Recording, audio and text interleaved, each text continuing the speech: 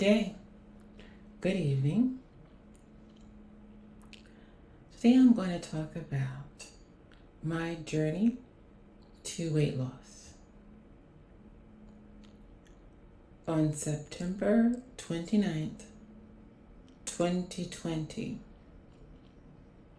I had gastric bypass, ending a decades-long struggle that I've had with weight loss and weight in general. When I was in my late teens, I suddenly started putting on weight, which was strange for me because I'd always been skinny. I've discussed in great detail how that was not very well received in my household, and I was the subject of jokes that were, I guess, intended to be motivational, but when you're on the receiving end, didn't feel so motivational. They did motivate me to engage in unhealthy diet practices, which I continued through my 20s and 30s, allowing me to lose hundreds of pounds and subsequently gain it back plus more. But overall, just maintaining an unhealthy lifestyle.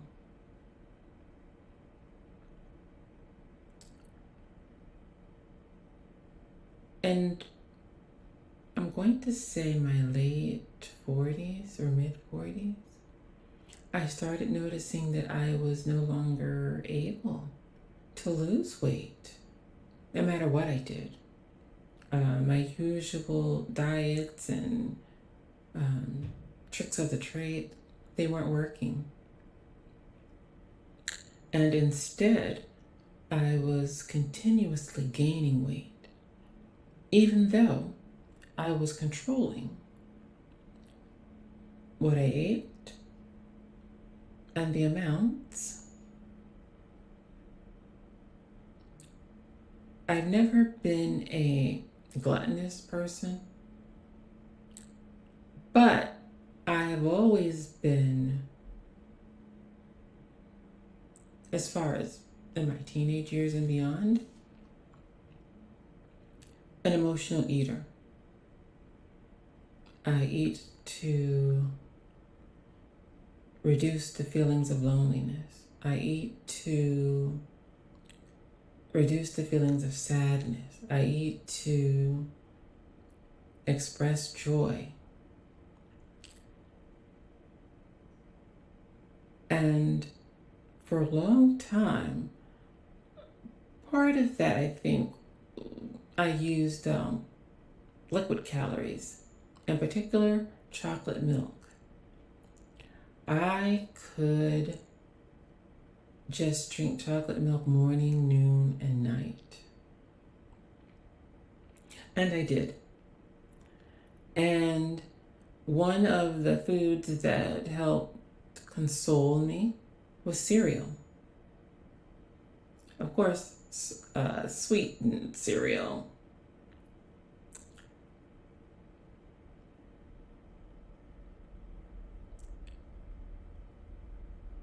But in the back of my mind, I thought about trying weight loss surgery. So, when I was around, I think 49, 48 or so, I attempted to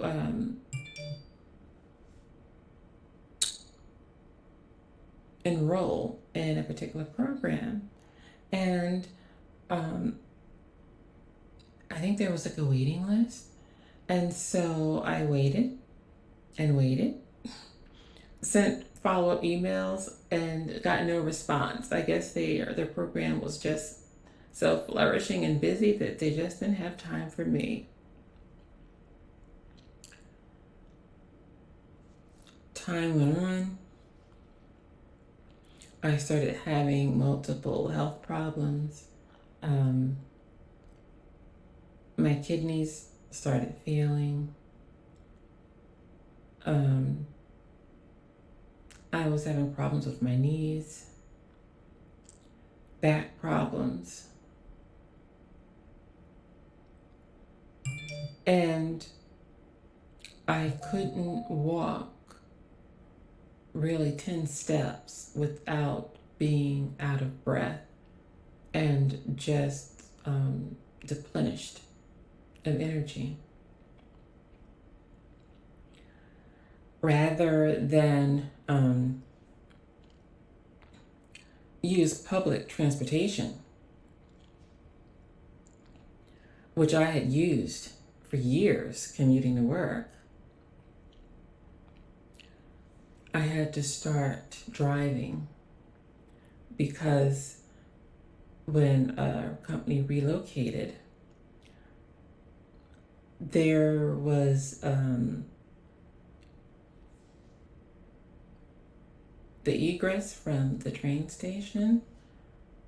There were a lot of steps, and the escalator was not always reliable. And when the escalator failed, which was every other minute, you had to walk up the stairs. It felt as if I was having heart failure every time I climbed those stairs.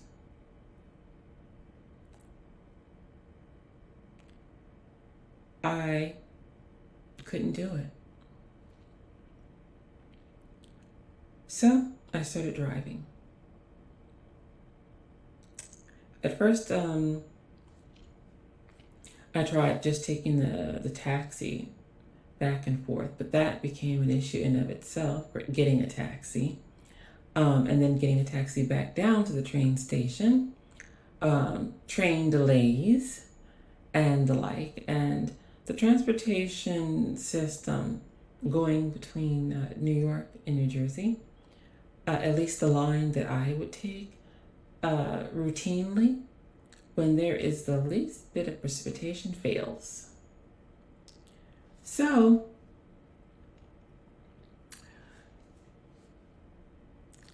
I decided that when I did my little cost analysis,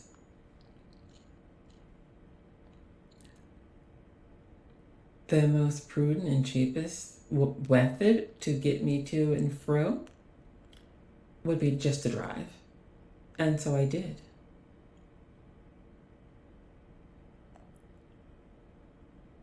Until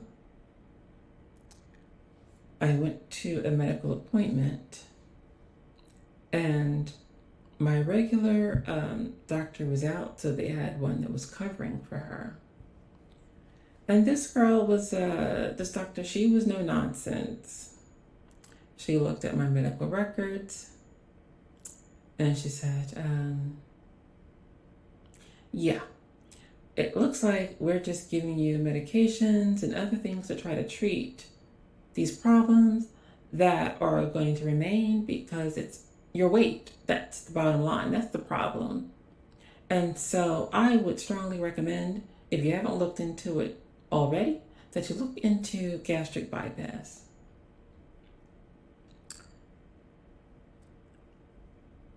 I was taken aback at first, but I found her candor refreshing and needed. And so after I caught my breath, I was like, yes, I'd like to pursue that. And so they reached out. They got me into NYU Langone's program. And upon joining the program, my surgeon was Dr. Christine Fielding, excellent surgeon, excellent staff, excellent program. They made the task of getting approval from the insurance company, getting all of the labs and other documentation needed to qualify very easy. And so, in about 8 months of being on the program, because I was already seeing my doctor routinely, getting lab work, being checked, trying to diet and lose weight to no avail. So I'm going to say in about 8 months' time or less, I was scheduled for my surgery.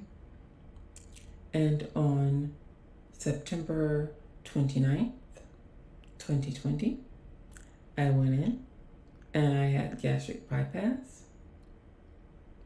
Now, 2 weeks before that day, I had to go on a liquid diet. And if there was any point during the whole process that was the worst, it was that one. Those 2 weeks before were horrible. Because you still had the appetite, but you could only drink the liquids. So it was horrible. But I was dedicated because I was told that when I go in for surgery, depending upon how well I do on this liquid diet, how much weight I can get down before that day, that will depend on whether my surgeon is able to use endoscopy to perform the procedure, or whether she will have to cut me open to do it. Fortunately, I lost sufficient weight for her to do the endoscopy, which of course cuts down on the healing time and the pain. I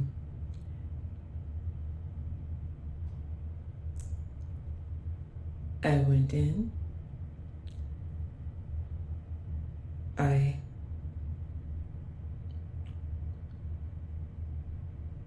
checked in for the surgery. The staff was warm, friendly. Put the IV in. Of course, they checked all the information. I went under.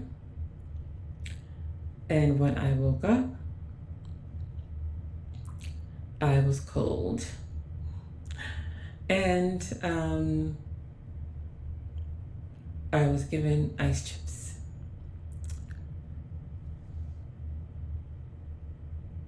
They tell you to stop taking medications before the surgery, but there was one that I should have taken. I was on blood pressure medication, and I didn't take the blood pressure medication the day of. So when I came out of surgery, my blood pressure was spiking a little bit. And so I stayed. I was the first person to have the surgery that day, but probably was almost the last person to go up to recovery because they were trying to stabilize my blood pressure. And that was all because of the medication. And so once they figured out that was the issue, they were able to stabilize it, and then I was able to go up. So I spent the day down there eating ice chips, freezing cold, but happy. And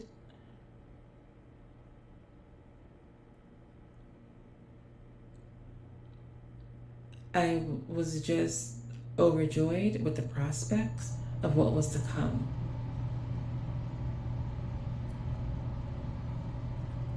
Went up to my room. I was told that the next day it would be my first opportunity to qualify to go home. And in order to be released, at least for the gastric bypass, you have to drink a certain amount of water. in a certain amount of time. If you're able to do that, then you'll be released. If not, we'll have to stay in the hospital another 24 hours. And there were some things occurring at work that I wanted to be home to be able to assist, at least via the phone or text message, that I would not be able to while I was in the hospital. So it was my goal to get back home the first opportunity available. So I was able to drink that water, eat or sip the right amount of soup, and I went home. And the medication they were giving, I am always fearful of medications and addictions and the like, because I am a person that has issues with food. I know that I could probably become addicted to other things just as easily. So I asked for the least amount of pain medication possible to ensure that would not happen. I don't want to feel pain-free because I don't live a pain-free life. As we've discussed previously, I manage and live with quite a bit of emotional pain. So the thought of being or having a moment where I don't have to do that, where that's not occurring, where I'm completely pain-free, scares me, in that I could possibly seek the use of medication to secure that end goal, rather than the process that I'm trying to take, which is through therapy, and to learn little by little to manage and hopefully heal some of those things to diminish the amount of emotional pain that I must live with.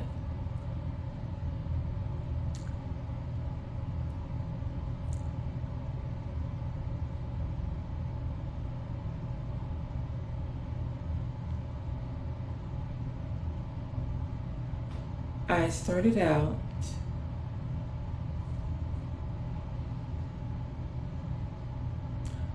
didn't start out, but when I said my weight got out of control, at my heaviest, I was 409 pounds.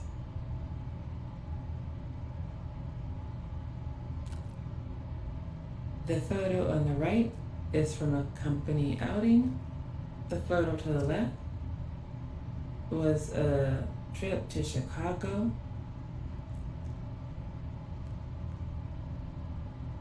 And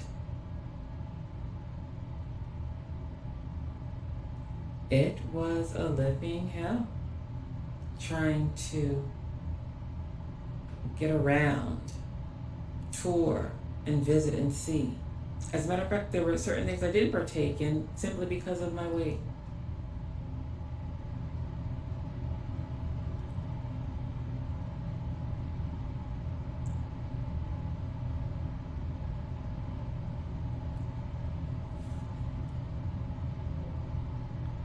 To get to this current size you see today has been a 2-year journey. And I'm going to have another video where I discuss the second half of my journey. Thank you. Have a great day.